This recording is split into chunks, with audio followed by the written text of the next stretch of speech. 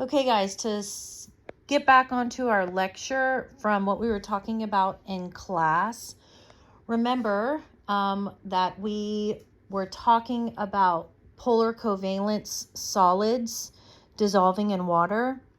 So I want to look at that right here with pH 3. So P has a partial negative charge, right? And it's going to have a partial 3 negative charge, whereas each of the hydrogens are going to have a fractional partial positive charge. So when pH 3 is added to water, its fractional charges will attract the opposite fractional charges of the water molecule. We talked about this a little bit in class earlier. Water molecules orient themselves in a way to surround the pH 3 molecules. They then muscle their way through into the solid, just like we talked about with the ionic ones. The difference here, remember, is that instead of pulling away individual ions, here they pull away whole pH 3 molecules. Okay, so the phosphorus and the hydrogen atoms remain together. They stay together. Once all of the pH 3 are surrounded by water molecules, we can say that it's changed from its solid phase to the aqueous phase. Okay, so remember that, that's important. So this is how polar covalent solvents work to dissolve any ionic solutes or any polar covalent solute. So now we're going to talk about non-polar covalent compounds, non-polar covalent solids dissolving in water. They can dissolve into other non-polar covalent compounds, okay? So non-polar covalent compounds can dissolve into other non-polar covalent compounds or solvents. They operate the same way that polar covalent solvents do. All right, so I just said that they operate the same way that polar covalent solvents do. The non-polar covalent solvent molecules are attracted to the non-polar covalent solute molecules, muscling their way in between the solute molecules and pulling them apart from each other. But they do it in a different way than we've been talking about with the polar covalent solvents. In this class, in this course, for this chemistry course, you don't need to know how they do it. You just need to know that they do it through a different mechanism. Okay? Okay, so we talked about how solid solutes dissolve in liquid solvents. Remember, solutes can be gas or liquids also. When you wash a sink full of your dishes, you fill a bowl with water and you add liquid dish soap, right? So you have a liquid solute dissolving into a liquid solvent. The dish soap dissolves pretty much how we described a solid solute would. Okay, so I'm not going to repeat that. Well, actually, I guess I will. So the solute molecules are attracted to liquid solvent molecules, which muscle in between the solute molecules. But with liquid solutes, the molecules aren't as close together, right? When you remember when we were talking about phases? So they can elbow their way in between them more easily, right, than with solids. Solids are made up of molecules that are very close together, so solvents have to work harder to get in between them.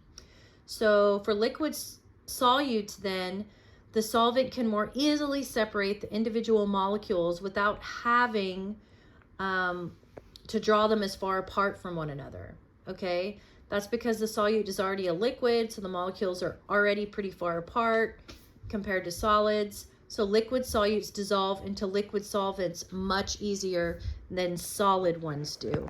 And that should make sense to you, okay? Now, not all liquids can dissolve into other liquids. And there's some easy examples to think about. When you think about your salad dressing, your liquid vegetable oil, and your liquid vinegar, right? The solvent molecules have to be attracted to the solute molecules in order for the solute to be dissolved. So polar covalent liquid solutes will only dissolve in polar covalent liquid solvents. A non-polar covalent liquid solute will only dissolve in a non-polar covalent liquid solvent. So the oil is non-polar, right? the vinegar is polar, so that's why they don't dissolve into each other. Sounds kind of like a mouthful, but hopefully you guys are following. Now for gaseous or gaseous solutes, let's talk about that. So with solid solutes, the individual molecules needed to be pulled apart, right? With liquid solutes, the individual molecules, they were already a bit apart, right, from one another because of the phase. They just needed to be pulled further apart to be surrounded by the solvent molecules. But with gaseous solutes, the molecules are even further apart from each other than the solvent molecules. So that means the solvent molecules actually have to pull the solute molecules closer together in order for them to surround them.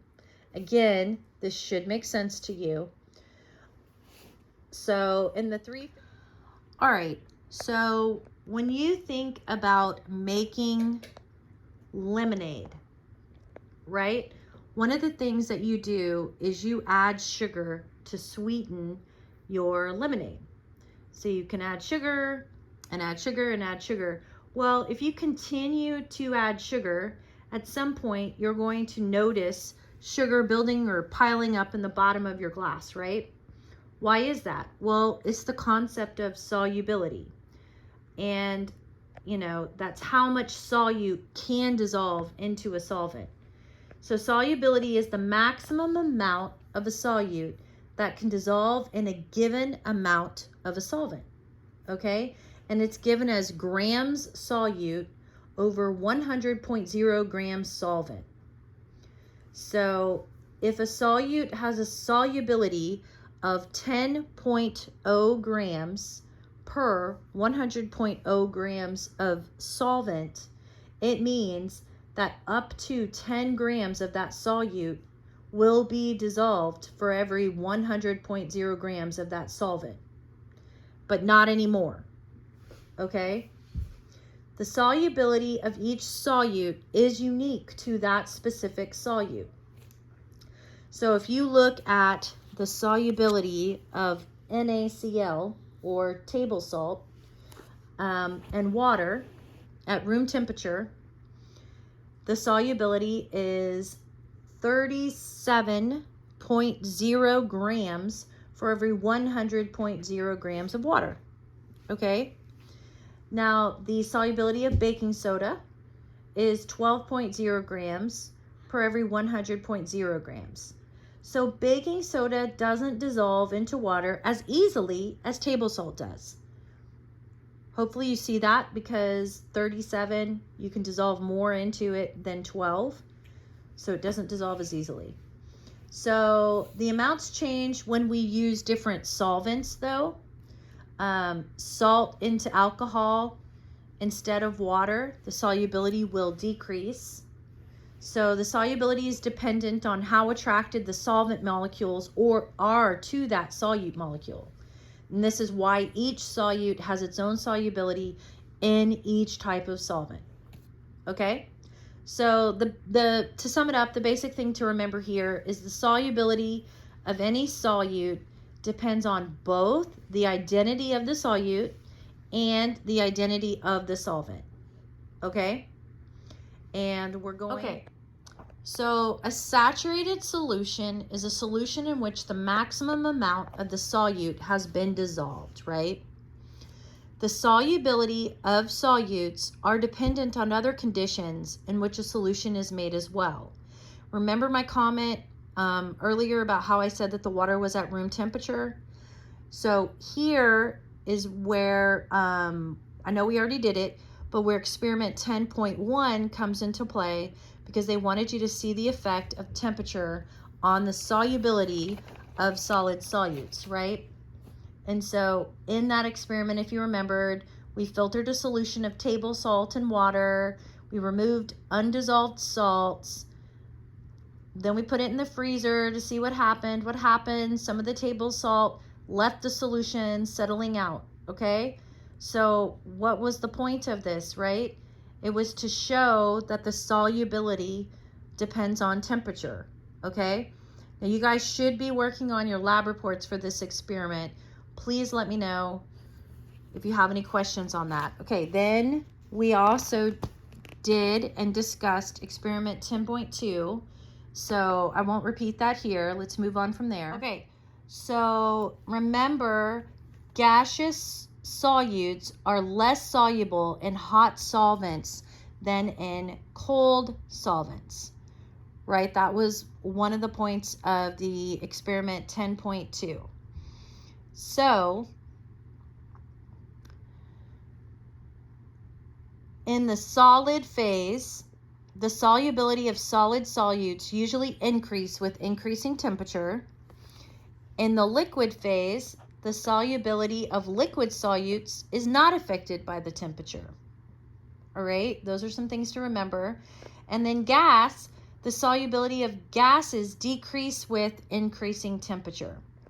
And then, okay, just to mention one last time, the solubility rules that are mentioned in this module is number 1. The solubility of any solute depends on both the identity of the solute and the identity of the solvent, okay? Number 2, the solubility of any solute depends on the temperature of the solvent. And number 3, increasing pressure increases the solubility of gases. Pressure does not affect the solubility of liquids or solids. Okay, I think that pretty much sums up the lecture. Read the rest of the module. Let me know if you have any questions, and your lab report is due on Monday. Thanks, guys.